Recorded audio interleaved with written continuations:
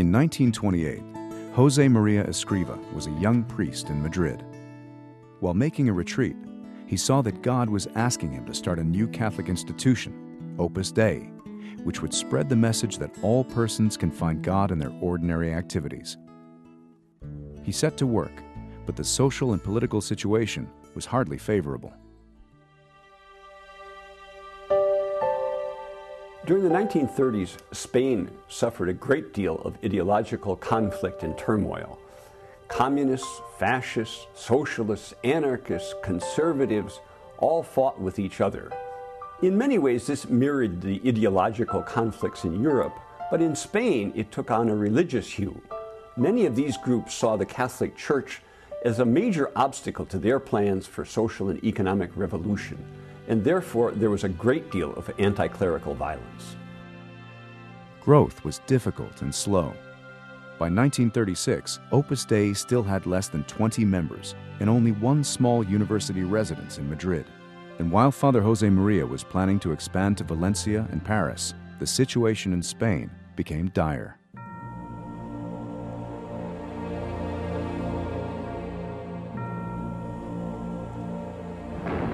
In July 1936, conservative elements in the army rose against the Spanish government, launching 3 years of civil war and a social and religious revolution that would leave more than 300,000 people dead.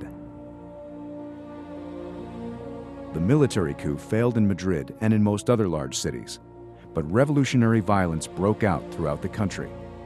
In Madrid, churches were sacked and burned, and a mammoth manhunt for priests and other prominent Catholics began. More than 7,000 priests and nuns would be assassinated.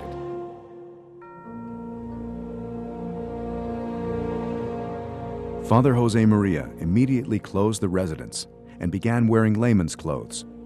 He had to keep moving, hiding for a few nights at a time in the homes of friends. He had several close calls, and several of his best friends were assassinated. In front of his mother's house, a mob hanged a man they had mistaken for him.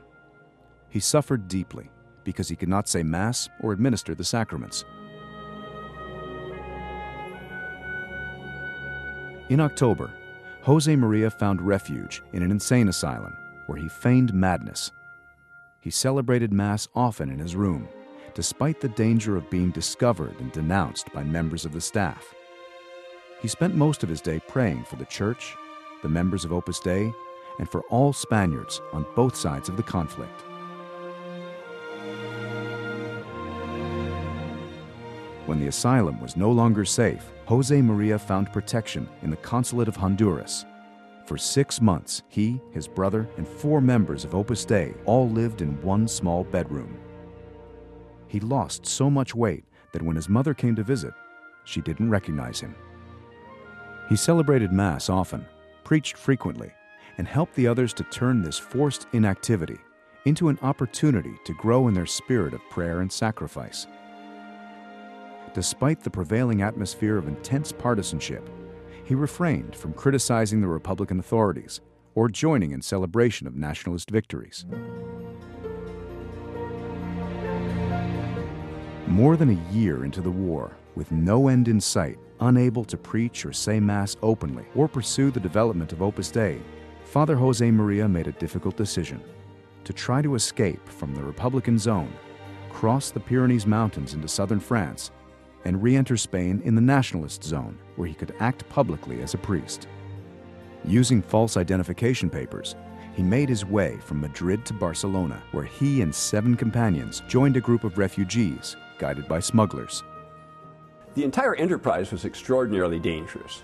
In Barcelona, militia groups constantly checked ID papers, and in the mountains, border guards had orders to shoot on sight anyone trying to cross the border.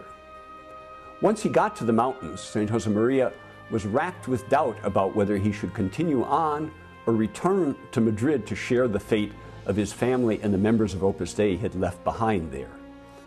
In the midst of that doubt, he asked the Blessed Virgin for a sign about what he should do, and he was given it in the form of a gilded wooden rose. With that, he decided to go forward.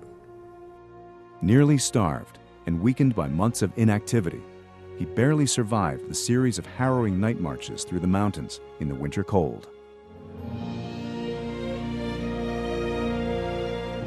Father Josemaría spent the remaining months of the war in the city of Burgos. He began re-establishing contact with people he had known in Madrid. He preached frequently, gave spiritual guidance to many people who visited him, and traveled widely to see those who could not come to him. During these months, he also wrote The Way, a collection of spiritual maxims that would become an international bestseller. At the end of the war, Escrivá was one of the first priests to return to Madrid. There he found the student residence in ruins and faced the task of building up the apostolic activities of Opus Dei all over again.